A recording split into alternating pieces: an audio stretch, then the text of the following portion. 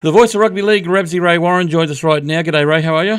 Good, thanks, mate. Yourself? Mate, very, very well for a Friday, and it's a very exciting time of the year as we're heading towards the business end of the year. Noticing some bookmakers already paying out on Manly winning the minor premiership. Yeah, and well they might. They're four clear of the pack, and it doesn't look to me as though somebody's going to come out of the pack with a big rush. The only one that can probably do it is South Sydney because of their points for and against, but Manly are just playing so good, they'll be the minor premiers. I mean, it's almost like they got both hands on the minor premiership, and they've already got one hand on the premiership. Well, yeah, I don't know about whether it's that clear cut. I've seen teams run away with minor premierships, but then there's always a chance on that given day that you're going to get a team that, as I keep referring to the Roosters, I think the Roosters are a big event team.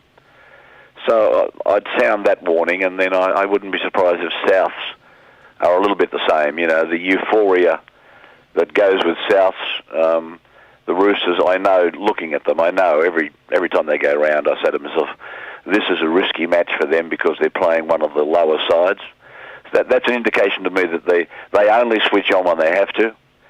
So, yeah, I think Manly's got another invitation to the grand final day, but the big lady hasn't sung yet. Yeah, on the Roosters, I mean, yet again they got. I said the big lady, not the fat lady. Yeah, that's right. All the we'll just stop there. I think I'm going to get myself into trouble. I'll just stop there. Yeah. Well, the lady hasn't sung yet, as they say, mate. Larger than life lady hasn't sung yet. You could say that. Yeah. Speaking about the Roosters, what is the go with them? I mean, they got dusted, well, not dusted, but beaten by a very understrength Newcastle last Friday night. I guess that's exactly what I'm trying to say to you. I can't make it any clearer. I think what I saw against Newcastle was lackadaisical. They got a couple of dirty calls, but that shouldn't matter. It really shouldn't matter. We're all going to get a couple of dirty calls. At the end of the day, I think they just drop off. I think they take their eyes off the ball. They did it against Cronulla. They did it against Parramatta. Parramatta's the best example. They absolutely thrashed Parramatta by about 50. And then 3 weeks later, Parramatta beat them. They certainly did. Cowboys, there's another example. Newcastle, another example. But you look at them when they play in the big games. They mightn't win, but they don't get beaten by much. No, they don't. Speaking about Parramatta, Jared Hayne showed last week why he is worth the money that he gets paid. Yeah. I'd dearly love to see Hayne in a situation like Slater is in. Slater has got that mechanism of Smith and Cronk and Bill and Jared. Jared's basically doing it on his own. Okay, he started off this year with a 9 that was going good. He's got a 7 who's an individual player.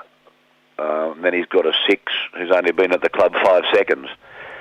I don't think people can do a rightful comparison between Jared Hayne and Billy Slater until you give them a level playing field, and that will never happen. And the only time we see that is when he plays Origin. Absolutely right. Absolutely right. What's going on with West Tigers? Have they sorted out their indifferences? No, well, you have to ask them that. Look, for the people up there, you've got to understand that these two clubs came together. There was always great angst about them coming together. Who was going to get the name? Was it going to be Tigers? Was it going to be Magpies? Were we going to wear predominantly black and gold? Or were we going to wear black and white? And in many ways, they just never got on. But Balmain knew that they were on the bones of their backside financially, so they had to do it. And Western Suburbs, same thing. But Western Suburbs have got now, I think, 3 leagues clubs they can lean on, so they've got the money. And I think what's happening is a bit of friction at board level, or has been. The friction, I think, measures from the fact that Western Suburbs are the mob with the money. Balmain have got nothing, but they still want to have the glory and they want to have the say. The sooner the 3 independents get on the board of directors, the sooner we'll be over this.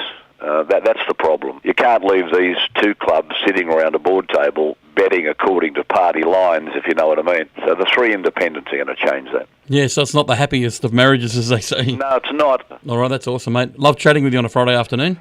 All right, champ. That's the voice of rugby league there, Rabsy Ray Warren, joining us this afternoon.